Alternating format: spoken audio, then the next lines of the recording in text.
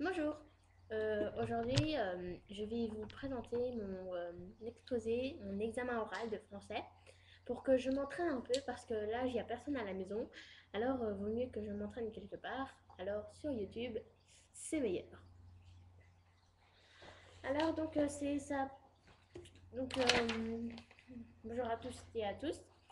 Aujourd'hui, je vais vous présenter mon livre qui s'intitule Parce que je t'aime de Guillaume Musso. Donc, c'est cet homme-là. Je vais d'abord vous lire un résumé du livre. C'est Leila, petite fille de 5 ans, disparaît dans un centre commercial. Ses parents brisés finissent par se séparer. 5 ans plus tard, elle est retrouvée à l'endroit exact où l'on avait perdu sa trace. Elle est vivante mais reste plongée dans un étrange mutisme. Donc mutisme veut dire silence. À la joie des retrouvailles succèdent alors les interrogations. Où était-elle? Avec qui? Et surtout, pourquoi est-elle revenue? Euh, j'ai choisi ce livre parce que c'est celui que j'ai plus aimé dans ma bibliothèque. Euh, c'est celui aussi que j'ai lu plusieurs fois, 5 fois.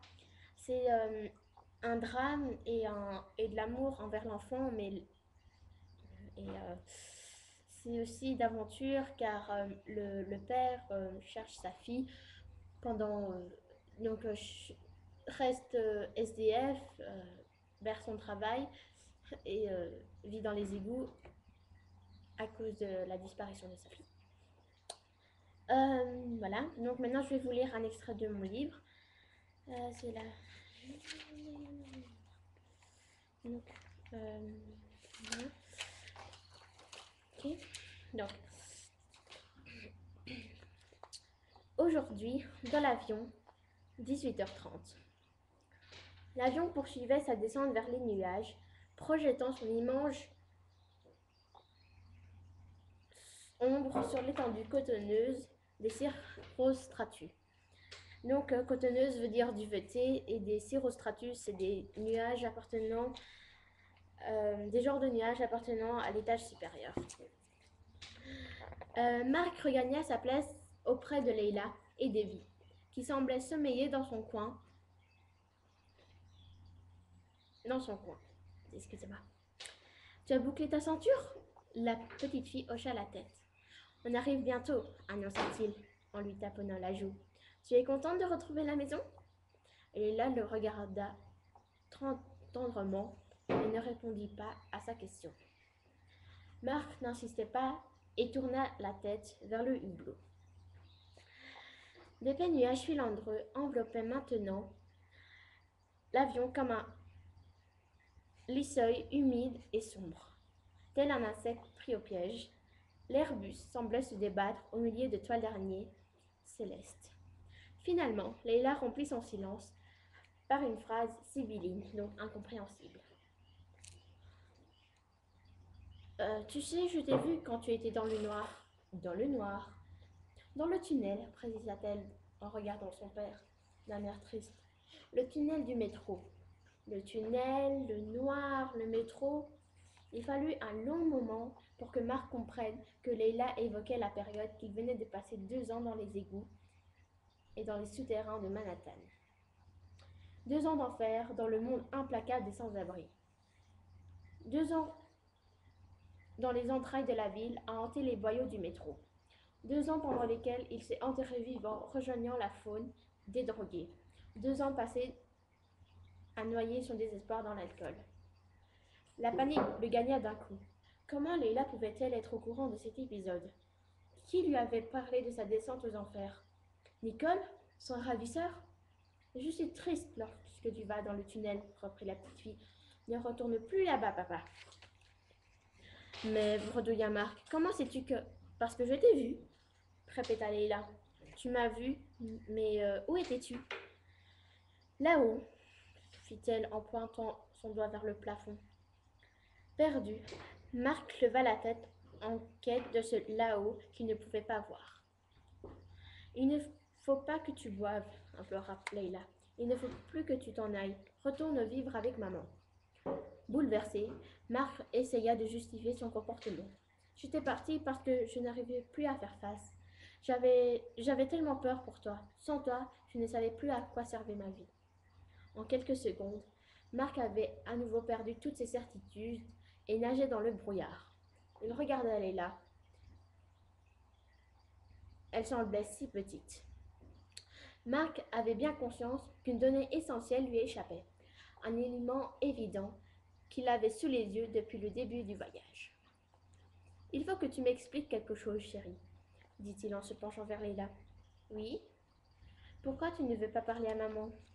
La petite fille sembla marquer un temps de réflexion, puis, sentant peut-être que le moment était venu, confessa doucement. Parce qu'elle le sait déjà. Qu'est-ce qu'elle sait déjà? Que je suis morte, répondit Leila. Puis, pourquoi? Pourquoi dis-tu que tu es morte? Parce que c'est vrai, répondit Leila presque désolée. Mais c'est impossible, puisque tu es là. Elle haussa gentiment les épaules, comme pour faire comprendre que les choses n'étaient pas si simples. Depuis quand serais-tu morte? Se força à demander son père. Depuis le début, avoua calmement Leila. Depuis que la voiture m'a renversée. La voiture? La Jeep, précisa-t-elle. Tu n'as jamais été enlevée? Non, c'est un accident. J'étais sortie du magasin pour m'amuser et je me suis perdue à cause de l'orage. Dépassé par la situation, Marc eut une réaction inattendue.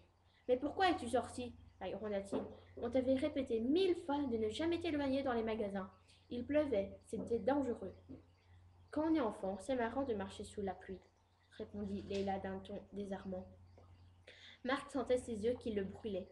Aussi irréaliste que ce soit cette conversation, il savait, au fond de lui, que Leila lui disait la vérité, même si ce n'était pas encore prêt à l'accepter.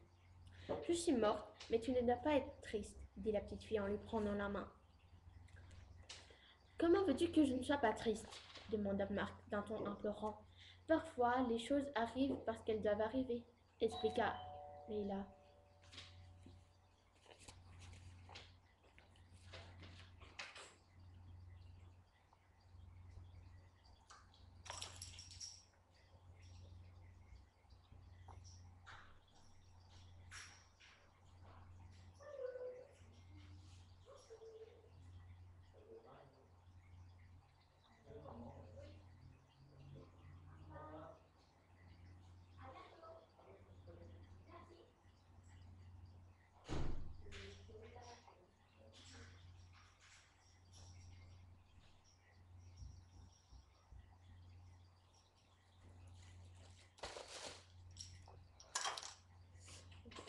Excusez-moi.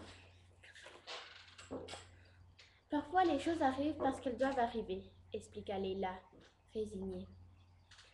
Marc comprenait à présent que le temps lui était compté et que, quoi qu'il fasse, la situation finirait par lui échapper. Alors, il serra Leila dans ses bras, comme si cette étreinte pouvait encore l'arracher aux griffes de la mort.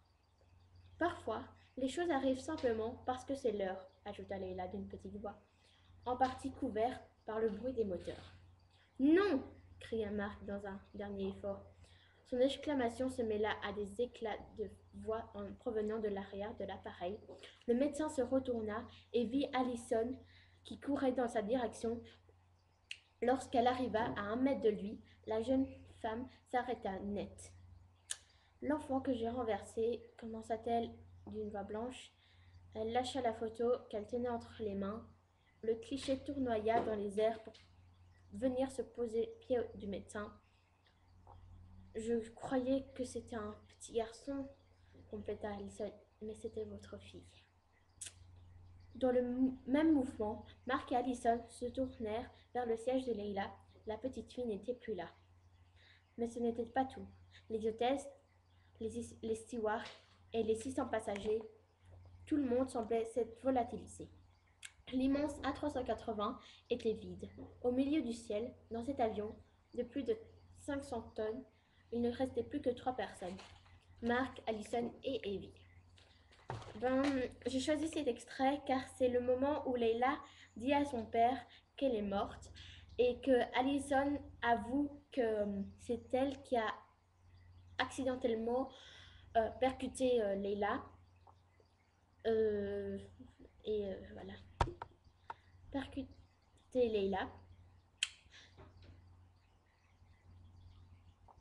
Et j'ai aussi choisi cet extrait car c'est aussi c'est le moment le plus dramatique du livre, le plus choquant du livre, parce que quand je l'ai lu la première fois, euh, je ne savais pas ce qui se passait, alors j'ai voulu continuer et j'ai vu qu'elle était morte, donc j'étais un peu choquée. Donc j'ai choisi aussi, c'est normal que j'ai direct compris que je devais lire cet extrait à vous tous. Et c'est tout. Merci et au revoir.